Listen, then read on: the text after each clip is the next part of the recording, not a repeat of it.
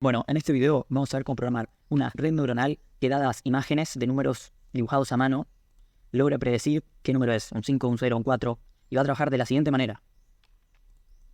Va a recibir una imagen que, por ejemplo, tiene el número 3. Esta imagen está representada como un vector de todos los píxeles. En este caso las imágenes son de 24 por 24, entonces serían 784 píxeles. Este sería el X, lo que va a entrar a la red neuronal. Y lo que va a salir, acuérdense que en aprendizaje supervisado, obviamente que tenemos la respuesta. Si no, no sabría la red neuronal cómo aprender. Si no sabe lo que está bien, no sabe cómo corregirse. Y el Y en este caso sería un 3. Los 784 píxeles toman valores del 0 al 255. Siendo 255 el blanco, que es FF en hexadecimal, 0 en negro y escala de grises en el medio. Acá ya descargué el dataset y les voy a mostrar cómo es. La primera fila es el Y, son los valores a predecir. Y el resto de filas son los píxeles. Obviamente que acá son todos ceros, porque siempre los primeros píxeles de las imágenes están en negro. En cambio, después los del centro sí que tienen valores. Por ejemplo, este sería casi blanco, este sería más gris, y así. Lo que vamos a hacer nosotros es, en base a estos 784 números, va a entrar a la red neuronal, va a pasar por toda su capa de entrada, que la capa de entrada tiene la misma cantidad de valores que píxeles va a recibir. O sea que ya sabemos que la capa de entrada, no se la voy a disparar acá, van a ser 784 neuronas. Después va a pasar por una serie de capas ocultas para aprender patrones complejos y va a salir por la capa de salida que van a ser 10 valores. ¿Por qué 10? Porque queremos predecir 10 dígitos. Por ejemplo, si la neurona que más fuerte se prende es la primera, entonces podemos interpretar eso como un 0. Son probabilidades. Nunca se va a aprender solamente una neurona. Todas las neuronas de la capa de salida van a tener diferentes valores y nosotros vamos a interpretar valores de probabilidades que suman 1. Y vamos a interpretar que el valor más alto es el que está prediciendo. Así que bueno, nosotros hacemos el tamaño de la capa de entrada y el tamaño de la capa de salida. La cantidad de neuronas y capas que van en el medio es un valor a elegir. Yo personalmente elegí 50 para la primera capa oculta y 25 para la segunda. Este valor ustedes lo pueden ir cambiando para ver cómo obtener mejores resultados. Es para que aprenda con patrones más complejos. Generalmente va de valores de cantidad de neuronas más grandes a más bajas. Por ejemplo, acá podría haber otra capa que sea 100, etc. Los valores a elegir en la arquitectura del modelo y todo eso se llaman hiperparámetros. Además, si no tuviera capas ocultas, entonces sería lo mismo que una función lineal gigante. Es decir, que sin capas ocultas no tendría la capacidad para aprender patrones no lineales. Y eso es muy importante para aprender patrones complejos. Además, creo que hay un teorema o algo así que demuestra que con al menos una capa oculta, cualquier función continua es aproximable. Cualquier función continua matemática que exista es aproximable. Bueno, y eso dependerá, ¿no?, de la función del número de neuronas. Pero con una capa oculta alcanza. Bueno, básicamente a la red le vamos a estar dando estos pares de X e Y para que aprenda. Bueno, lo que vamos a hacer primero es cargar los datos. Vamos a usar la función leer separated value de pandas para cargar los datos. Como pueden ver, ya los tengo acá. Y vamos a poner header none, porque si no interpretaría la primera fila como los encabezados, tipo los nombres de las columnas, y claramente nuestra primera fila son datos. Y lo vamos a pasar a NumPy, porque esto nos da un data frame, pero lo queremos en NumPy para manejarlo mejor. Después, el X va a ser el input y el output de la IA. Como pueden ver acá, el X es a partir de todas las filas, a partir de la primera columna, porque claramente es la primera columna el Y y todo el resto son los 784 valores de X, que son píxeles, acá su mayoría negros, porque las primeras imágenes generalmente son negras, la primera parte de la imagen, pues el Y. Después lo vamos a normalizar para dividiéndolo por el máximo. Acá pueden ver cómo sería 0 que es negro, es un gris, 0,5, 1 blanco, para que tome valores más amigables para la IA. Acá vamos a dividir el entrenamiento y validación. El entrenamiento es básicamente el material para estudiar y tenés cómo debería ser, y la validación es como si fuera un examen en el que no sabes la respuesta. Entonces la IA durante el 80% de los datos va a estar leyendo, haciendo predicciones, ver qué tanto se equivocó y en base a eso corrigiéndose, ajustándose los parámetros. Bueno, para hacer el 80% multiplicamos los 60.000 datos que longitud de X, y eso lo multiplicamos por 0,8 que da 48.000. Y esto lo pasamos como integer porque por ahí da un número con coma, para después no andar usando índices con coma, que obviamente no se puede. Después el train data son todos los datos, o sea, serían todas las filas hasta la 48.000, y el I también serían todas las filas, pero claro, no todas las columnas, no, acá ya lo definimos. En cambio, validation sería a partir de la fila número 48.000. Acá estamos seteando que la semilla sea 42, porque cuando nosotros trabajamos con generación de números random, es mejor tener una semilla estática para que, a pesar de que le dimos a play un montón de veces, siga dándonos el mismo número para poder hacer diferentes comparaciones, no sé, por ejemplo, para que ustedes lo puedan reproducir también. Y bueno, acá vamos a definir el modelo con una clase personalizada que obviamente cree de 0 acá abajo. Y básicamente estas son las capas. Ya vimos que la primera capa son 784 píxeles, así que son 784 neuronas. Estos valores son, pueden elegir el que quieran.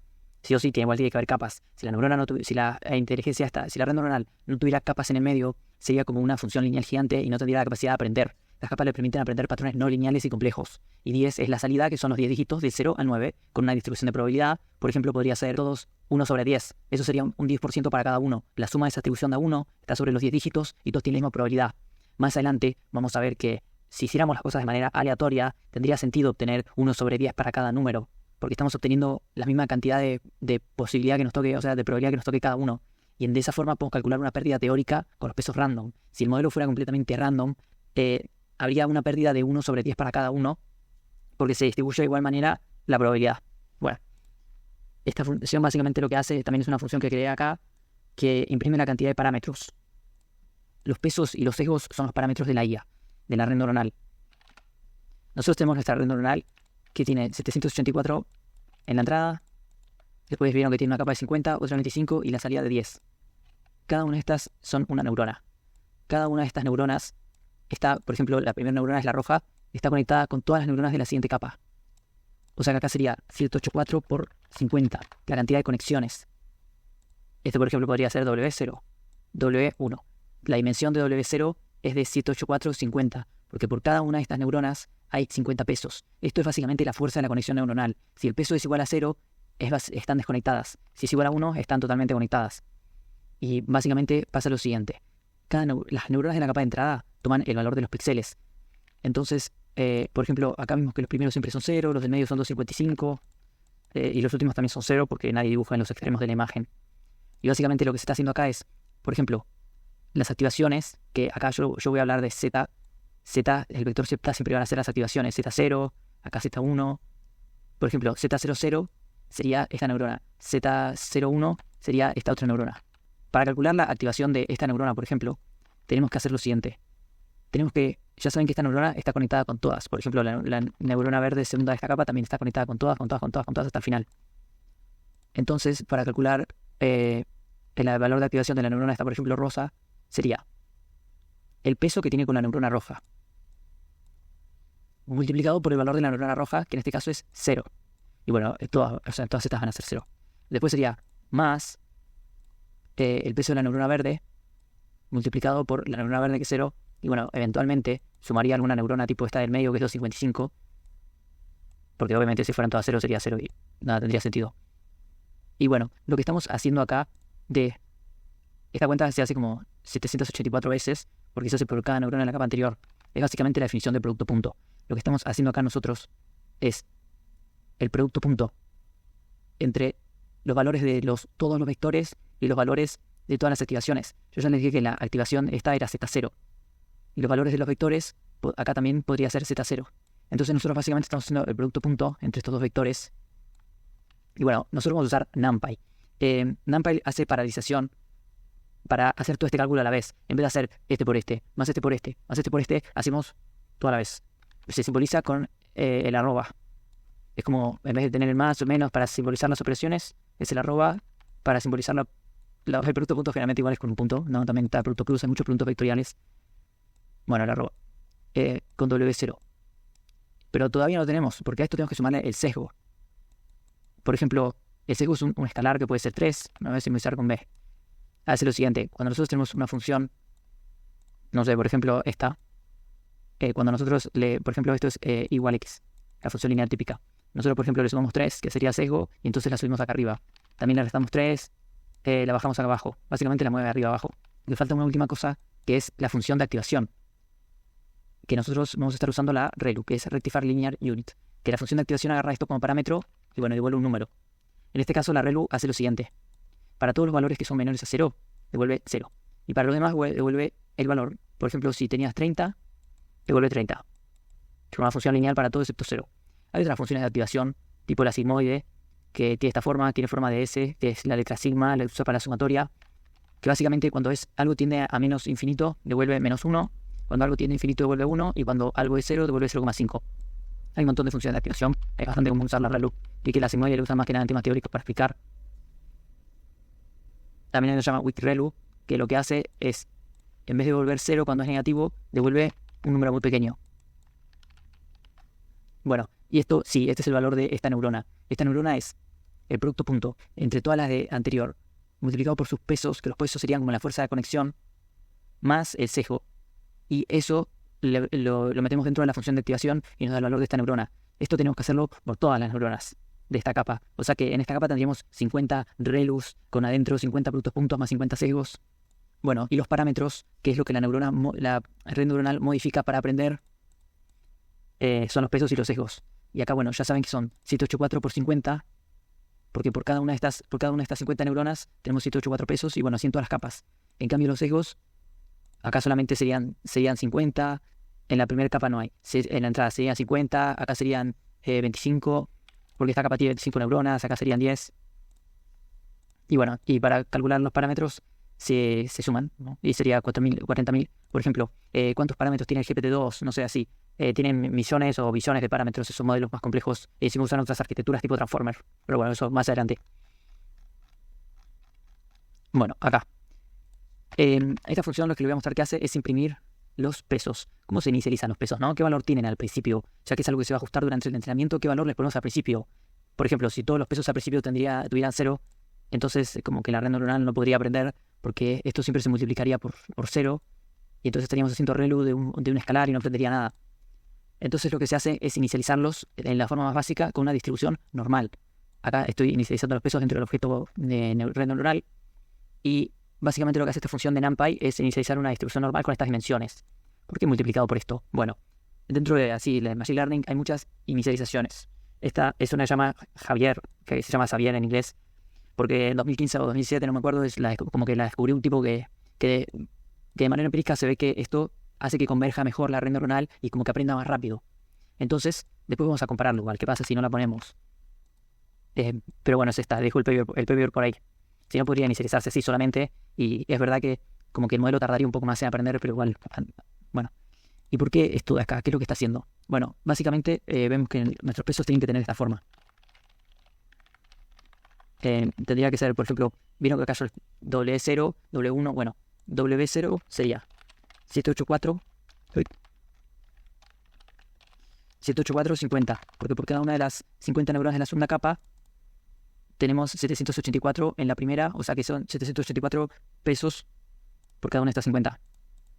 Bueno, el Copilot me lo va a completar, así con las demás. Por eso, lo que hace esta función zip es hacer los siguientes pares. Agarra todas las capas que están definidas acá, menos la última, y después agarra todas las capas menos la primera. Y en base a eso arma pares. Lo voy a mostrar acá bien rápido. El zip básicamente estaría tomando. Bueno, acá estaría tomando todas las capas menos la última. Después todas menos la primera. Y con eso arma pares. 784 con 50, 50 con 25, 25 con 10. En cambio los sesgos solamente es un vector de ceros de qué dimensión de todas las capas menos la primera. Porque la primera no tiene sesgos. Bueno, y ahora vamos a imprimir los pesos.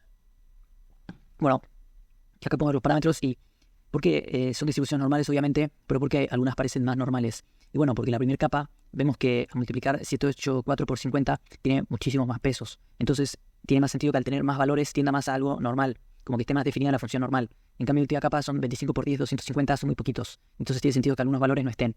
Como por ejemplo, no hay ningún peso que tenga valor 0,7. Pero bueno, acá lo que decía en la accuracy, la precisión del modelo iniciado en random debería ser aproximadamente 1 sobre 10. Porque cuando vos lo iniciás en random, se espera que todos los números tengan la misma probabilidad. Bueno, vemos que la precisión es del 11%, que es aproximadamente el 10%. Esto de la matriz de confusión lo vamos a ver más adelante, súper interesante. Bueno, lo que vamos a hacer ahora, ya tenemos el modelo armado, pero con los pesos inicializados, tipo con la normal, acá con la distribución de Javier. Vamos a entrenarlo. Crear la función fit es una terminología fit que generalmente se usa como para ajustarse, que lo que en PyTorch o en TensorFlow, que son otras librerías de alto nivel, que toma train data, que ya lo definimos acá como el 80% de los datos, y después validation data. Básicamente, ya lo expliqué, train data es, damos un X con un Y, para que la IA diga que también lo hice, que está mal y aprenda. Y después el validation es para que nosotros veamos que también está haciendo la red neuronal, sin que la red neuronal sepa la respuesta, hace una predicción y después se compara con la respuesta, para ver qué tanto se alejó, pero sin que aprenda. Y las épocas, ¿qué son? Bueno, cada época es una tanda que hace por todo el conjunto de entrenamiento. Es como que si estuviera aprendiendo leyendo un libro con preguntas y respuestas, cada época sería leerse el libro entero. Y como que se lee el libro entero una vez y así 20 veces para aprenderlo mejor.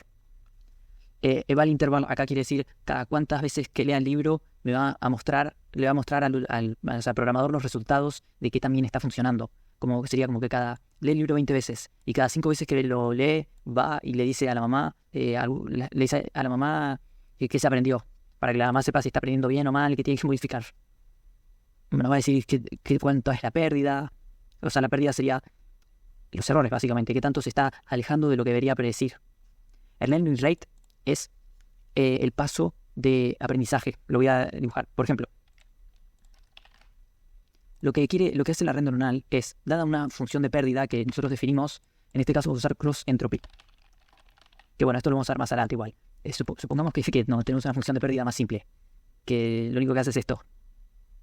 Bueno, entonces, cuando inicializamos los pesos así, con la Javier o en random o una distribución normal, vamos a caer en algún lugar de la pérdida. Tipo, no sé, acuérdense que yo dije que la pérdida con todo en random era 1/10 porque todos tienen la misma probabilidad.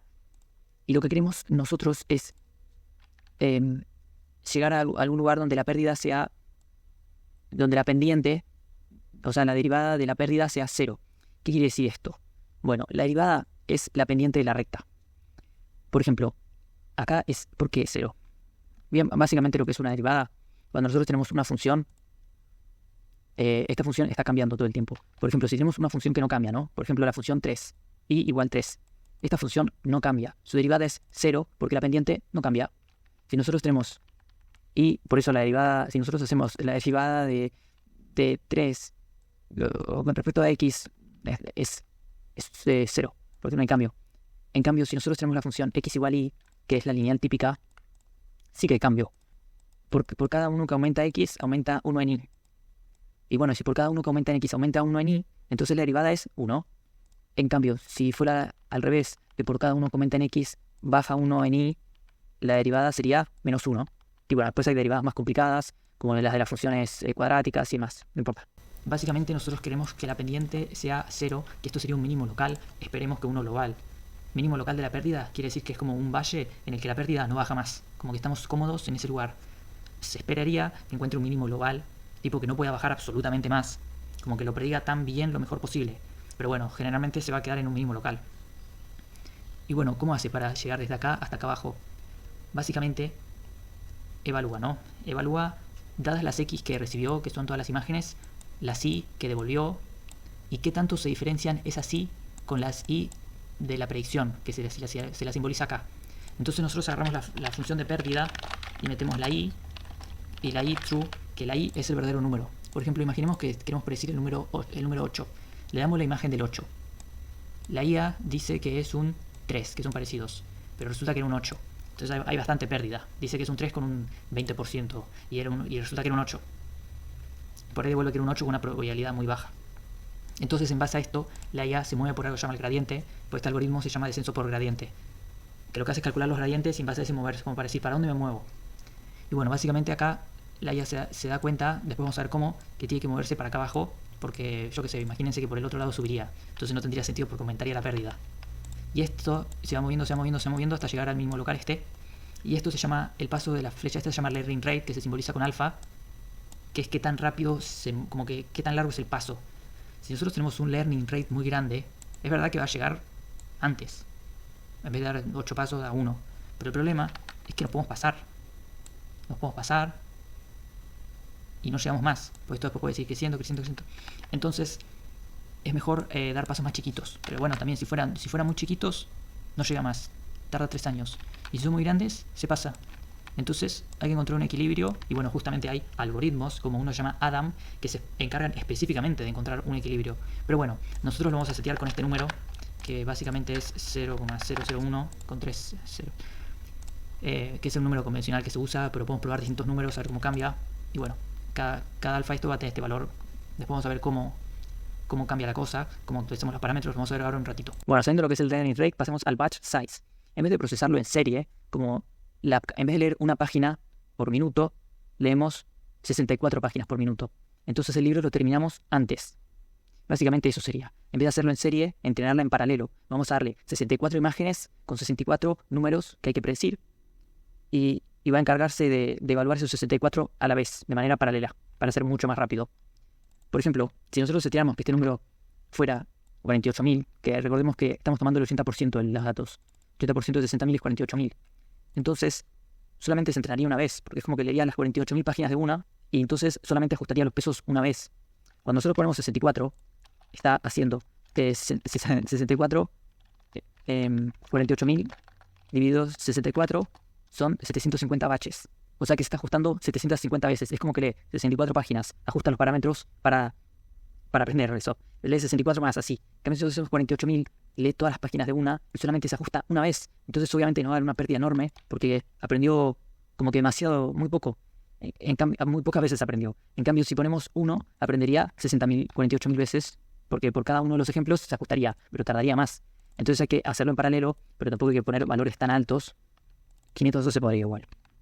Bueno, básicamente esto lo vamos a entrenar y bueno, después lo vamos a evaluar para medir la precisión y la matriz de confusión, que son muy interesantes, y después lo vamos a ver más adelante. Básicamente, cuando nosotros lo entrenamos, hacemos lo siguiente.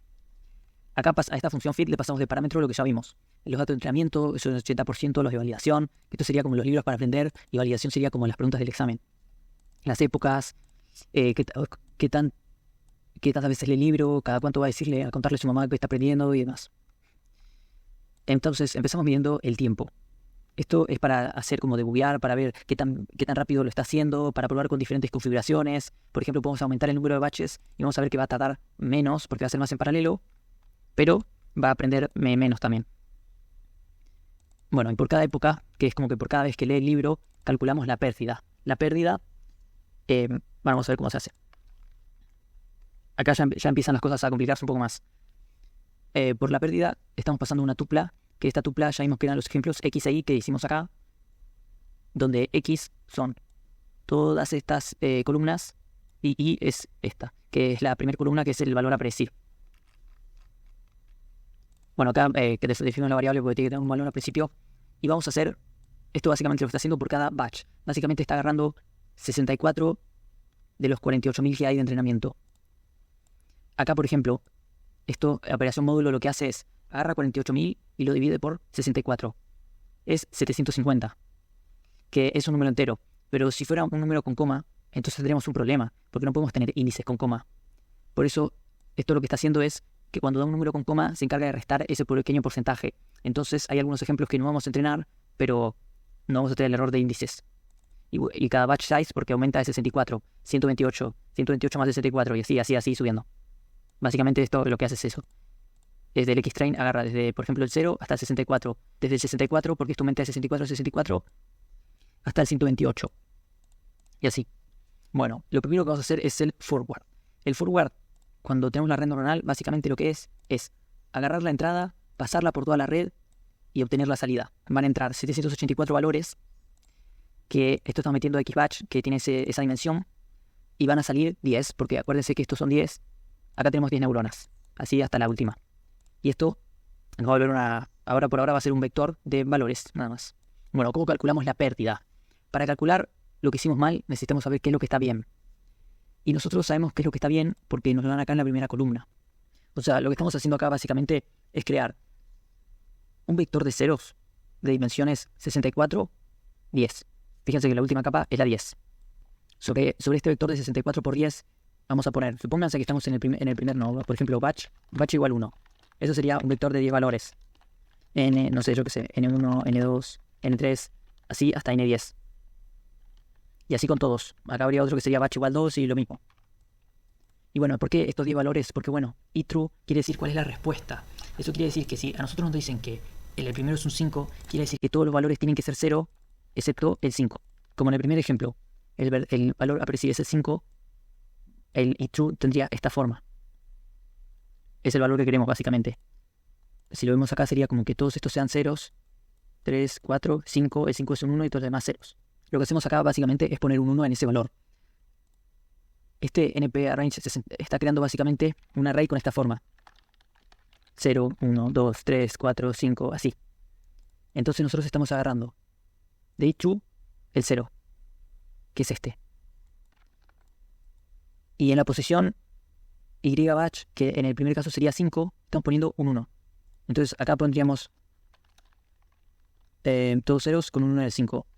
NPRange crea como si fuera una escalera, un vector escalera, para ir seleccionando 0, 1, 2, 3 y ir metiéndole en la posición. Por ejemplo, el primero en el 5, el segundo 0, el tercero 4, así un 1. Acá tendríamos que poner, como les dije antes, que teníamos la pérdida, una función de i y de i true, que es como lo que vos respondés y lo que deberías haber dicho. Y en base a eso aprendés.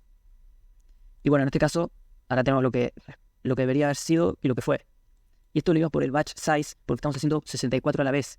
Entonces es como que estamos tirando 64 respuestas, nos están dando 64 correcciones, por eso. Y la función cross entropy, ahora vamos a ver. Los parámetros son i_true y i_pred, por ejemplo. i_true ya vimos que era el vector ese que tenía todos ceros, excepto un 1 en, por ejemplo, en la posición quinta, porque el número que hay que predecir es el 5. Y i_pred es nuestra predicción, que podría ser menos sobre 10 para todos, y bueno, esto es sumado a 1. Y hace lo siguiente. El logaritmo, ¿por qué le está sumando este número muy pequeño? Porque el logaritmo de 0 no está definido, porque el logaritmo natural, porque no hay ningún número que elevándolo a, por ejemplo, a te dé 0. Y se lo suma un número muy pequeño para que no se meta en ese problema. Cuando nosotros hacemos, acá tengo la función del logaritmo. El logaritmo va a ser siempre de i_pred, y las predicciones que nosotros hagamos siempre va a estar entre 0 y 1, cada uno de estos valores. O es que las predicciones entre 0 y 1, cuando es 1 vale 0, y cuando es 0, esto es la función del logaritmo natural, es menos infinito. Entonces nosotros tenemos todo esto cuando nosotros hacemos el logaritmo natural de i_pred, estaríamos metiendo 0,1 que está acá, y bueno, nos daría, yo qué sé, menos 2,3, por ejemplo, ¿no? Menos 2,3, menos 2,3, me daría un vector de 10 posiciones con todos menos 2,3. Y nosotros, al multiplicarlo por i_true, nos está filtrando estas 10 posiciones y solamente nos está dejando en la quinta posición. ¿Por qué? Porque estamos multiplicando este vector por este, básicamente. Y como se pueden dar cuenta, todos estos ceros lo que hacen es desaparecerlos. Y todos ceros, el que están multiplicando por 0, excepto en la posición esa, que es la que buscamos. Esto es porque, no sé, por ejemplo, en base a 784 píxeles, queremos predecir el número y sabemos que es un 5. Entonces creamos acá el i_pred con un 1 en la quinta posición y en base a las predicciones que hizo la IA, multiplicamos las dos cosas y tenemos este vector. Una vez que tenemos este vector, se hace la sumatoria. La sumatoria de esto es básicamente el mismo número. O sea, es como que se hace la sumatoria para sacar el 2,3. Porque todos estos siempre van a ser ceros, excepto el número. Que sería como una máscara. Con el i_true estamos aplicando como una máscara para eso nos devuelve ese valor. Y bueno, básicamente es esto. O sea, con los pesos iniciados de manera random, por ejemplo, tendríamos un 10% de probabilidades para cada uno. Eso quiere decir que la pérdida teórica sería... como pueden ver, esto siempre es negativo. Ven que van del 1, va del 0 al menos infinito. Por eso se pone un menos acá. O sea que la pérdida teórica, justamente lo puse acá, es 2,3.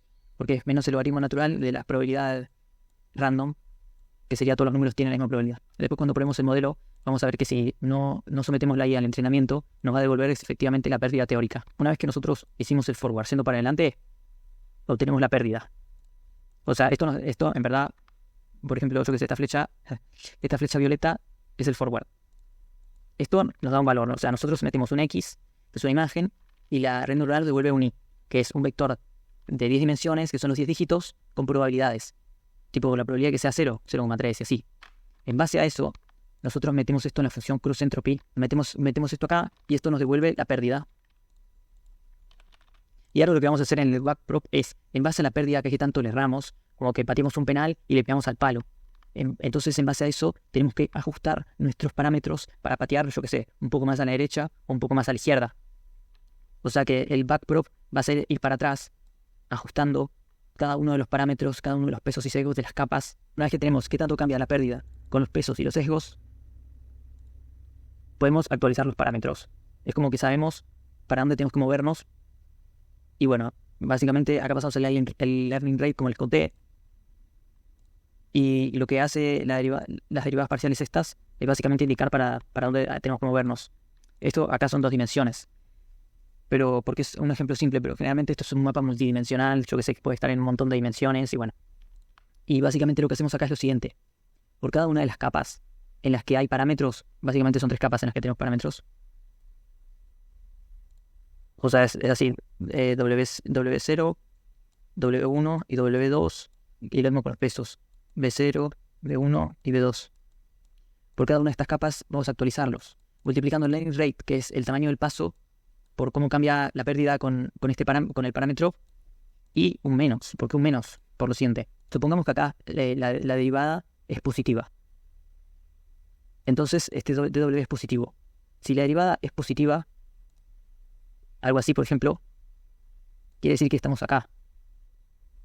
Y bueno, y si la derivada es positiva y estamos acá, quiere decir que tenemos que bajar. Entonces vamos a restar. Porque, no sé, al restar bajamos. En cambio, si la derivada es negativa, quiere decir que estamos acá. Acá la pendiente es negativa, la derivada es negativa. Entonces, nosotros al restar, como la derivada es algo negativo, subimos. Porque estamos haciendo menos por menos más. Entonces, si estábamos, yo qué sé, en el 3, pasamos a estar en el 4. Cuando la derivada es positiva hay que bajar, y cuando la derivada es negativa hay que subir. Y ahora vamos a ver qué pasa con la función forward y la función backprop. Forward básicamente, dado un X, la IA computa un input, un output, un I, que usamos para calcular la pérdida, y la función backprop, en base a la pérdida, tiene que ver cómo actualizar sus pesos. Y esas son las derivadas parciales de la pérdida con respecto a los pesos. Z es, como había dicho antes, son las activaciones. Es el vector con las funciones de activaciones. Acá tenemos Z0, acá tenemos Z1, Z2, Z3, o Z-1 también, que es el último, Z-. Este puede ser Z2 o Z-2, porque es el anteúltimo.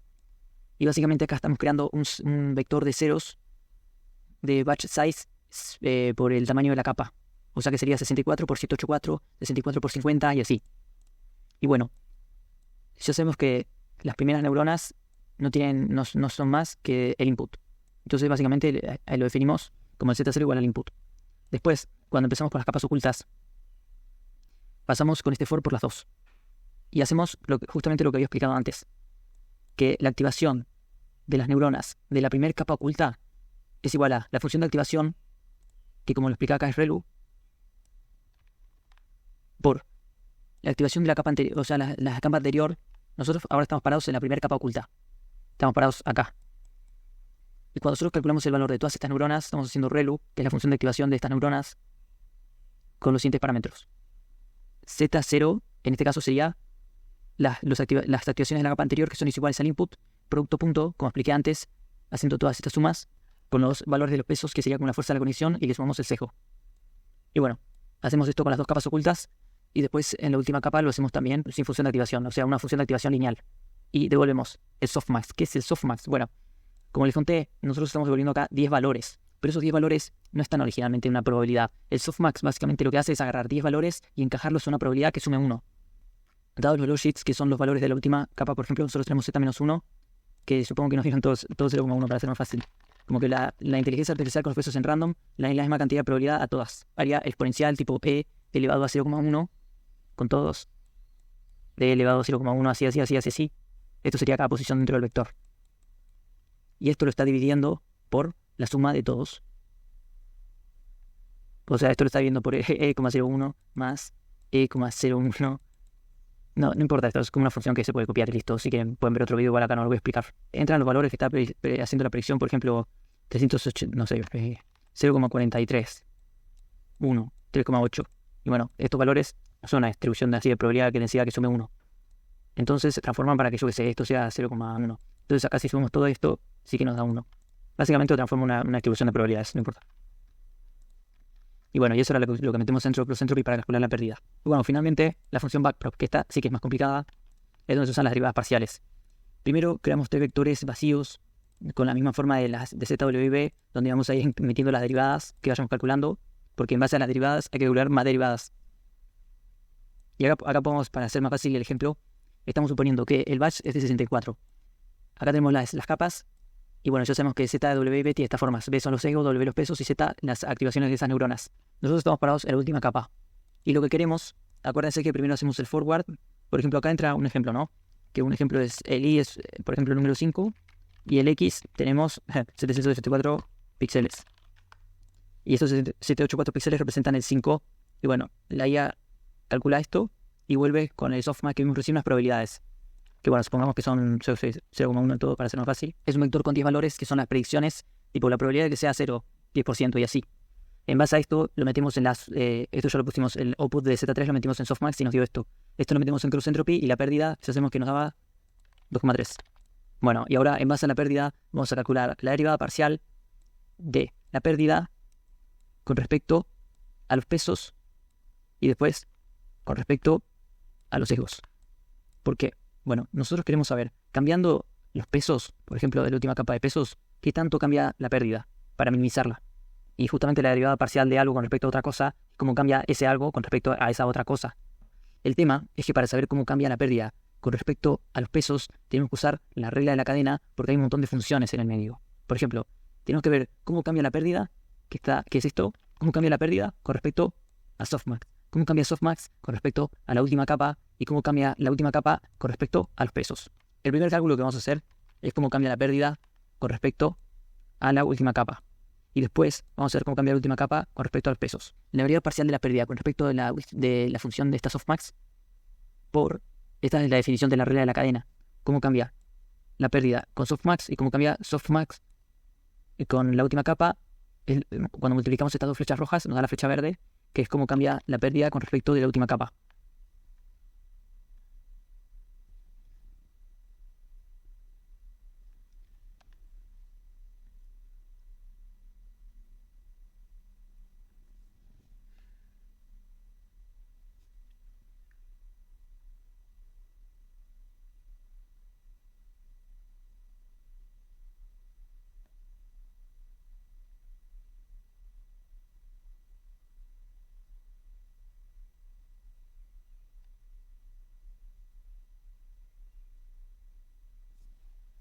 Acá no me acuerdo bien por qué era, pero es así, no me acuerdo por qué. Básicamente es cómo cambia esto con la pérdida multiplicado por cómo cambia la pérdida. Cómo cambia. Bueno, acá básicamente no me acuerdo por qué era así, pero es así. Tendría que hacer las cuentas de nuevo, que en verdad lo había buscado en internet, no me acuerdo dónde. Tendría que buscarlo, pero funciona, así que supongo que está bien, y es así. Básicamente es cómo cambia la pérdida con respecto al softmax, que lo que hace es encajarlo en una función de probabilidad, y cómo cambia el softmax con respecto a la última capa. Esto sería la flecha verde. Después, una vez que tenemos la flecha verde, acuérdense que nosotros queremos saber cuándo cambia la pérdida con respecto a los pesos, que es el parámetro que vamos a modificar.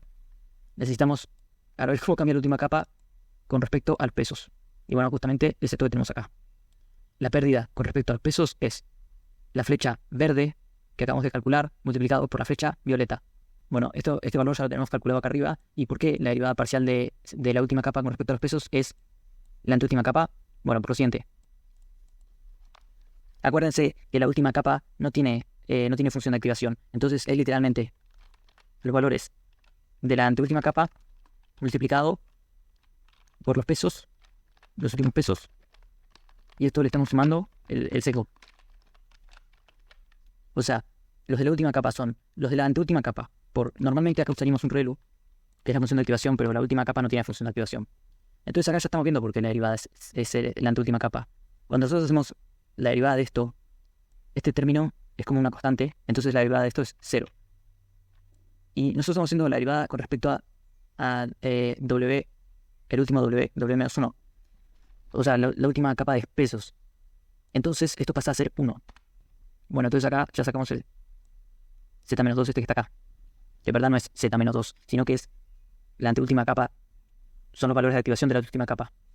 Y bueno, acá con los parámetros, con el parámetro de los sesgos es exactamente lo mismo, pero justamente como les acabo de explicar, cuando nosotros tenemos este Z-2, y esto lo estamos multiplicando por el W-1 más B-1, acá podemos ver que esto pasa a ser 1, y esto pasa a ser 0, porque nosotros estamos haciendo con respecto de esto. Cuando nosotros hacemos con respecto de esto, todas las demás variables las consideramos constantes. Y bueno, como esto es una constante, le derivada una constante de 0. Lo único variable es B, entonces es 1. Y bueno, por eso vemos que solamente es 1. Acá nosotros lo que estamos haciendo es el softmax, que es nuestra predicción, porque acuérdense que los valores ya habían sido pasados por el softmax. Le estamos restando el i, que es el i true, y esto estamos multiplicando otra vez por el softmax, 1 menos i pre, estamos haciendo lo mismo que dice acá. Y bueno, esto es el broadcasting. Básicamente es este vector elevado al cubo que, bueno, sigue teniendo estas dimensiones. Estas son las dimensiones. Después, acá nosotros tenemos los de la última capa, que es 6410. Porque la última capa es un batch 64 y tiene 10 neuronas. Y nosotros queremos multiplicar esto por la capa de 6425. No podemos hacer esta multiplicación porque estos valores del medio tienen que ser iguales. Cuando vamos a hacer multiplicación entre vectores, los valores estos del medio tienen que ser iguales. Entonces hacemos la traspuesta, que la traspuesta lo único que hace es intercambiar las filas por las columnas. Es como que cambia estas dimensiones nada más. Entonces ahora sí que podemos. Y el vector resultante tiene las dimensiones 10, 25, la de los extremos. ¿Por qué acá es 25, 10? Bueno, volvemos a hacer la traspuesta. Porque lo queremos con esta forma, porque básicamente es la forma convencional de los pesos igual. Bueno, y después con el bias es más fácil. Solamente tengo que hacer la suma entre todos los batches. Hacemos exactamente lo mismo para las capas ocultas, pero ¿por qué acá se está multiplicando por esto? Porque acuérdense que la última capa tiene activación lineal, pero las demás capas tienen activación ReLU. Entonces, nosotros tenemos que hacer lo siguiente. Cuando nosotros hacemos la derivada, por ejemplo, la derivada de f, que dentro tiene g de x, tenemos que hacer, esto es como una regla, no sé, tenemos que hacer la derivada de f con g de x, esto, derivado, y esto lo multiplicamos por la derivada de g de x. Y bueno, fíjense que nosotros acá tenemos exactamente lo mismo. Nosotros tenemos el ReLU, y acá tenemos lo mismo que teníamos antes. Entonces multiplicamos por la derivada del ReLU, y esto es lo mismo que teníamos antes como si fuera lineal, que es lo que tenemos acá. Y una vez que hacemos eso, fíjense que acá ya no lo hacemos con la capa de entrada, porque la capa de entrada no la podemos cambiar. Entonces no tiene sentido ver cómo cambia con respecto a la entrada, porque no se puede cambiar. Solamente se ve con respecto a los parámetros. Y bueno, esto básicamente devuelve las derivadas estas parciales de la pérdida con respecto a estos parámetros para después poder actualizarlos. Y básicamente lo que va a ir haciendo esto es que lo va a hacer por cada batch, y va a hacer un montón de batches por cada época, para pasar por todo el conjunto de entrenamiento. Y acá también en la evaluación, ¿por qué? Porque cada tanto, esto básicamente lo que hace es que cuando estamos como que está leyendo el libro 20 veces, y cuando la época esta es 5, el módulo entre 5 y 5 es 0, porque el resto es 0. Entonces esta vez imprimimos los resultados. Básicamente lo que hace esto es imprimir los resultados cada 5 épocas. Y bueno, acá tengo la función ReLU que, como les conté, hace lo siguiente. La función ReLU devuelve 0 para todos los negativos y el mismo número para los positivos. Y entonces la derivada de ReLU es 1, porque fíjense que acá cuando es negativo no hay cambio, como que no hay cambio en la información. Entonces es 0. En cambio, cuando son los positivos mayor a 0, tenemos que es la función x igual a y. Y la derivada de esto es claramente 1, porque por cada 1 que aumenta en x, aumenta en 1 a y, siendo la derivada de la pendiente de la recta. Y bueno, justamente acá. Bueno, y ahora vamos a darle a play para ver. Lo único que hice recién fue cambiar esto un poco. Lo bajé de época 20 a 10 y el intervalo de evaluación lo bajé a 1. Y lo que hice primero fue desactivar el actualizar los parámetros para que no aprenda. Esto para ver si coincide en la teórica. Acuérdense que si le iniciamos los pesos de manera random, era el 10% de probable de que sea cada número. Y eso nos daba una cross entropy de 2,3. Esto es solamente para ver si la pérdida teórica coincide con la que esperamos, que sea 2,3 en todos lados. Sí, coincide. Esto quiere decir que el modelo no está aprendiendo y tiene los pesos inicializados de una manera bastante random. Dentro de lo que cabe siendo una instrucción normal y eso. Bueno, entonces ahora sí vamos a permitir que aprenda.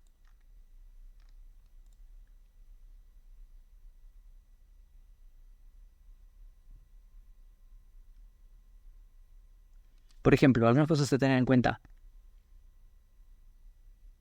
Los datos del entrenamiento, la pérdida es bastante baja, pero es como que se los puede memorizar. Hay que imprimir la pérdida de entrenamiento y la de la validación, porque el entrenamiento se la puede literalmente a perder de memoria. Entonces puede haber una pérdida re baja y decir, wow, mi IA es re inteligente, pero resulta que después, cuando le das un input que nunca había visto, te tira cualquier cosa porque no aprendió a generalizar. Eso se llama overfitting, cuando el modelo se sobreajusta al entrenamiento y no sabe generalizar. Bueno, acá podemos ver, en total tardó unos segundos, y esto es el 93% los predice bien, y esto lo podemos ver en la función evaluar que básicamente lo que hace es sacar la precisión, y lo que vamos a ver algo que es una matriz de confusión. Bueno, y en la matriz de confusión podemos ver, dado el número real, qué es lo que predijo. Por ejemplo, la diagonal principal es que, dado un 0, predijo 0, correcto. O sea, se ve que la mayor parte de veces está prediciendo el número correcto. Dado que es un 8, 1087 veces predijo que es un 8, correcto. pero nosotros podemos ver acá en cuáles se equivoca más. Por ejemplo, el 0 nunca se lo confundió con el 1. Pero, ¿qué números son parecidos? El 8 y el 3, por ejemplo. El 8 y el 3 se los confundió bastante veces. O sea, 28 veces eran ejemplos con 8 y dijo que era 3. A pesar de que la mayor veces de 8, 1087 veces dijo que era 8. Por ejemplo, el 5 y el 2 también son parecidos. Entonces, el 5, ¿cuántas veces se lo confundió con el 2? 7. Ah, pero mire, se lo confundió más con el 3. ¿Cuál es el número que más se confundió? Mira. Dado que es 4, un montonazo de veces dijo que era 9. Es verdad que pueden llegar a ser bastante parecidos. Y bueno, esto nos sirve para decir, bueno, miren, se está confundiendo un montón de veces el 4 con el 9. Entonces podemos agregar datos de entrenamiento de 4 y de 9 para que aprenda mejor a diferenciarlos. Por ejemplo, no hace falta agregar datos de entrenamiento. ¿Qué número se confundió poco? El 1, por ejemplo. O el 0, digo. O el 1. El 1 no se lo... Bueno, el 0 y el 1 no se lo confundió tantos. En cambio, yo qué sé, el 8, el 9, el 4 fue el que más se lo confundió. Se pueden agregar más 4. Bueno, para eso sirve la matriz de confusión. Para ver en qué número se está equivocando y qué tenemos que reforzar.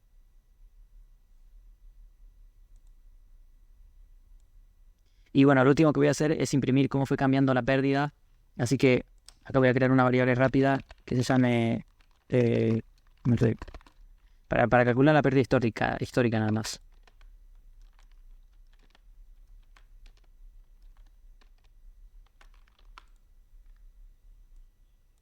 Bueno, acá podemos ver cómo fue aprendiendo. En la primera época tenía obviamente bastante pérdida. Y bueno, en la última época, que fue la número 10, ya la tiene bastante clara. Bueno, y ahora para finalizar, lo único que hice fue crear dos funciones para guardar el modelo, como así un archivo con NumPy. Y para cargarlo, y esto lo estoy cargando en este otro script que estoy usando, Pygame, que es una librería como para crear juegos en Python. Acá defino el tamaño de la pantalla, el largo de la barra en píxeles. Bueno, esto no importa mucho porque acá está el scroll del procesador, el tamaño de las células, porque cada célula es como un bloque que se va a pintar. Ahora van a ver. Y bueno, esto voy a dejar el código igual. Acá para pintar las células adyacentes, básicamente vamos a usar el modelo para hacer predicciones en tiempo real sobre lo que nosotros dibujemos.